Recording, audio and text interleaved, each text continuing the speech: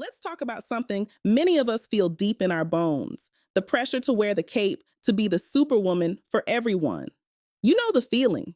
You're the one people lean on at work, at home, with friends. You're supposed to be the rock. But who holds up the rock? For many women, strength has been defined as handling everything without complaining, just pushing through. But let's be honest, it's exhausting. The pressure comes from every direction, and it doesn't feel like a choice anymore. It feels like a mandate. And this isn't just a feeling, it's been studied. Researchers call it the Superwoman Schema. Think of it as a mental blueprint, an invisible job description that says you must be strong, hide your emotions, and take care of everyone else, even at your own expense.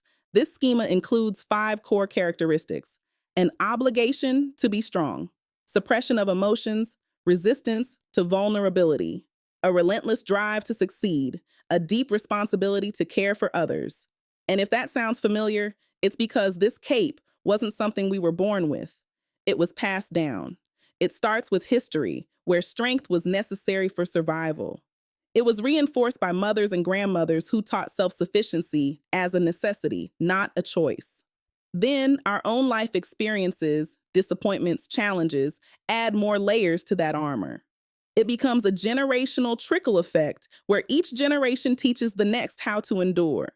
But here's the truth: this strength is a double-edged sword. On one hand, it has protected families, sustained communities, and ensured survival. On the other hand, it carries a heavy cost: strained relationships, unhealthy coping habits, lack of rest, and consistently placing ourselves last. As researchers note, our greatest asset, our strength, can become a liability when we operate on autopilot, never questioning whether it's still serving us. And this isn't just emotional, it's physical. The stress doesn't stay in the mind, it shows up in the body. Women in these studies connected this pressure to migraines, hair loss, panic attacks, weight gain, depression, and even complications in pregnancy. As one woman put it, "What doesn't kill you will make you sick." One story captured this clearly. A woman reflected on her grandmother, who never showed emotion but lived with chronic illness, diabetes, cancer, and a nervous breakdown.